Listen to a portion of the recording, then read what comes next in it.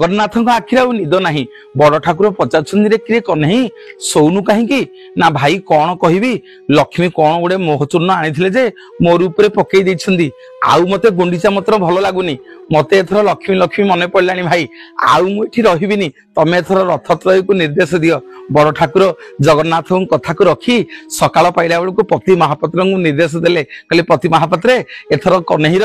लक्ष्मी मन पड़लानी एथर आम जिनिस पत्र सब सजाड़ रथत्रय को कह दक्षिण मोड़ हे आग सुभद्रा रथ को दक्षिण मोड़ कर आज जगन्नाथ महाप्रभु आज्ञामल नहीं पति महापात्र माने समस्ते जागिछंती रथ को दक्षिणायन करिवे दक्षिण मोड़ करिवे। महाप्रभुंकर हेरा पंचमी दिन स्त्री कथा मन पड़ी स्त्री की केते जगन्नाथ महाप्रभु भल पाती समाज को शिक्षा देइछंती जे घरे नारी होची प्रथम स्त्री होची मुख्य गोटे पुरुषर सफलता पछरे गोटे स्त्री हाथ थाए। जगन्नाथ महाप्रभु कहउछंती मु जो कर्मवदरे लीला करुची मो लक्ष्मी सांताणी प्रत्येक दिन मते 56 प्रकार खाइबा को दउची बोली रांधी दउची बोली मु एठी बसिकरी सब लीला खेला करुची तेणु लक्ष्मींकर अभिमान भरा चाहाणी टिके कणई की चाहि दे की जाइछंती अरे महाप्रभु डरी गलेनी केते कोन कहिबो केते कली कजिया करिवो जेमती आम घरे आज्ञा स्वामी स्त्री भितरे स्त्री अभिमान करी स्वामी की केते कोन कहि दिए सेमती लक्ष्मी सांताणी काले कोन कहि देबे। जगन्नाथ महाप्रभु प्रस्तुत हेलेनी